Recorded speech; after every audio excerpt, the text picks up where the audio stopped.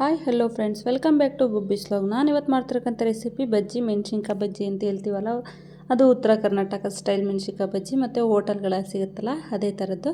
ಅದು ಹೇಗೆ ಮಾಡೋದು ನೋಡೋಕ್ಕಿಂತ ಮುಂಚೆ ಯಾರ್ಯಾರು ನಮ್ಮ ಚಾನಲ್ ಸಬ್ಸ್ಕ್ರೈಬ್ ಆಗಿಲ್ಲಲ್ಲ, ಸಬ್ಸ್ಕ್ರೈಬ್ ಆಗಿ, ಲೈಕ್ ಮಾಡಿ, ಶೇರ್ ಮಾಡಿ, ಹಾಗೆ ಬೆಲ್ ಬಟನ್ ಆನ್ ಮಾಡೋದ ಮರಿಬೇಡಿ.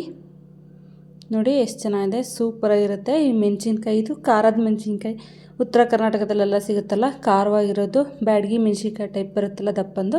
ಮತ್ತು ಇದು ಮೈಸೂರು ಬಜ್ಜಿ ಎಲ್ಲ. ಇದು ಹೇಗೆ ಮಾಡೋದು ಅಂತ ನೋಡ್ತಾ ಹೋಗೋಣ ಬನ್ನಿ. ಮೆಣಸಿನ್ಕಾಯಿ ಬಜ್ಜಿ ಮಾಡೋದಕ್ಕೆ ಫಸ್ಟು ಕಡಲೆ ಹಿಟ್ಟು ಬೇಕು. ಆ ಕಡಲೆ ಹಿಟ್ಟಿಗೆ ನಾನು ಸ್ವಲ್ಪ ಉಪ್ಪು, ಜೀರಿಗೆ ಮತ್ತು ಸೋಡಾ ಹಾಕಿದ್ದೀನಿ. ಹಾಗೆ ಮೆಣಸಿನ್ಕಾಯಿನ ಕಟ್ ಮಾಡ್ಕೊಂಡಿದ್ದೀನಿ. ತುದಿನೂ ಮತ್ತು ಸೆಂಟ್ರಲ್ಲಿ ಒಂದು ಲೈನ್ ಬರಬೇಕು, ಆ ಥರ ಸೀಳ್ಕೋಬೇಕು. ನೋಡಿ, ತುದಿ ಕಟ್ ಮಾಡಿದ್ದೀನಿ. ಹಾಗೆ ಸೆಂಟ್ರಲ್ಲೂ ಲೈನ್ ಬರೋಂಗೆ ಕಟ್ ಮಾಡ್ಕೊಳ್ಳಿ. ಈಗ ನಾನು ಏನಿದು ತೊಗೊಂಡಿದ್ವಲ್ಲ, ಈ ಕಡಲೆ ಹಿಟ್ಟಿಗೆ ಉಪ್ಪು, ಜೀರಿಗೆ ಮತ್ತು ಸೋಡಾ ಅಷ್ಟೇ ಹಾಕಿರೋದು. ಇಲ್ಲ ಓಮ್ಕಾಳಿದ್ರೆ ನಿಮ್ಮ ಹತ್ರ ಓಮ್ಕಾಳು ಹಾಕ್ಕೊಳ್ಳಿ, ಪರವಾಗಿಲ್ಲ. ಇದೆಲ್ಲ ಹಾಕ್ಬಿಟ್ಟು ನಾನು ನೀರು ಹಾಕ್ತಾಯಿದ್ದೀವಿ. ನೀರು ಹಾಕ್ಬಿಟ್ಟು ಚೆನ್ನಾಗಿ ಕಲಿಸ್ಕೊಳ್ಳಿ. ಚೆನ್ನಾಗಿ ಮಿಕ್ಸ್ ಆಗಬೇಕು ಅದು ಹಿಟ್ಟು ಫುಲ್ ಎಲ್ಲ. ಉಪ್ಪು ಹಾಕಿರೋದು, ನಾವು ಇದು ಹಾಕಿರೋದು. ಈಗ ಮೆಣಸಿನ್ಕಾಯಿಗೆ ಖಾರ ಪುಡಿ ಹಾಕೋ ಅವಶ್ಯಕತೆ ಇರೋಲ್ಲ, ಯಾಕಂದರೆ ಮೆಣಸಿನ್ಕಾಯಲ್ಲಿ ಖಾರ ಇರುತ್ತಲ್ವ, ಅದಕ್ಕೆ ಖಾರ ಪುಡಿ ಹಾಕೋಕ್ಕೆ ಹೋಗಬೇಡಿ. ಮೆಣಸಿನ್ಕಾಯಿ ಖಾರ ಇಲ್ಲ ಅಂದರೆ, ನಾವು ಖಾರ ಇಲ್ಲದ ಮೆಣಸಿನ್ಕಾಯಿ ತೊಗೊಂಡಿದ್ದೀವಿ ಅಂದರೆ ಮಾತ್ರ ಖಾರದ ಪುಡಿ ಹಾಕ್ಕೊಳ್ಳಿ. ನೋಡಿ, ಹಿಟ್ಟು ಚೆನ್ನಾಗಿ ಮಿಕ್ಸ್ ಆಗ್ತಾಯಿದೆ, ಮಿಕ್ಸ್ ಮಾಡ್ತಾಯಿದ್ದೀವಿ.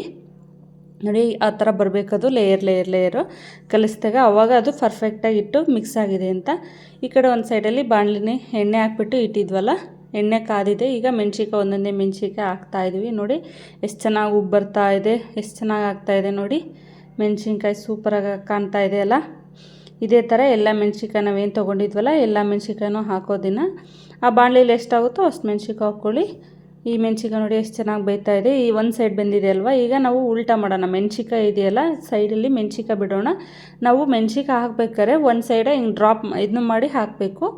ಹಿಟ್ಟು ಹಚ್ಬಾರ್ದು ಒಂದು ಸೈಡಿಗೆ. ಅದನ್ನು ಕಂಠ ಇರುತ್ತಲ್ಲ, ಆ ಕಂಠಕ್ಕೆ ಹಿಂಗೆ ನೋಡಿದ್ಬಿಟ್ಟು ಹಾಕಿದರೆ ಕರೆಕ್ಟಾಗುತ್ತೆ.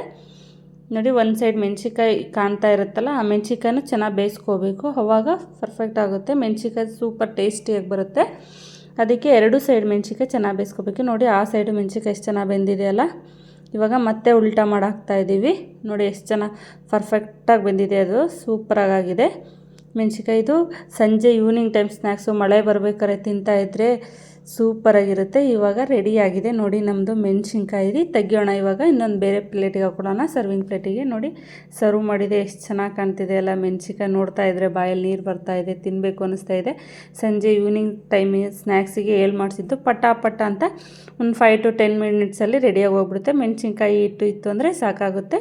ನಮ್ಮ ಹತ್ರ ಈ ಥರ ಮೆಣಸಿನ್ಕಾಯಿ ಇಲ್ಲ ಅಂದರೆ ಏನು ಮಾಮೂಲು ಮೈಸೂರು ಬಜ್ಜಿ ಎಲ್ಲ ಬರುತ್ತಲ್ಲ, ನಮ್ಮ ಹತ್ರ ಒಂದು ದೊಡ್ಡ ಮೆಣಸಿನ್ಕಾಯಿ ಅದಿದ್ರೂ ಸಾಕು, ಅದನ್ನು ಹಾಕ್ಕೊಂಡ್ರು ಚೆನ್ನಾಗಿರುತ್ತೆ. ಅದಕ್ಕೆ ಸ್ವಲ್ಪ ಖಾರ ಪುಡಿ ಹಾಕಂದ್ರೆ ಚೆನ್ನಾಗಿರುತ್ತೆ. ಇದು ಖಾರ ಪುಡಿ ಹಾಕೋಣ ಅವಶ್ಯಕತೆ ಹೇಗಿತ್ತು ಅಂತ ಕಮೆಂಟ್ ಮಾಡಿ ತಿಳಿಸಿ. Thank you for watching my channel.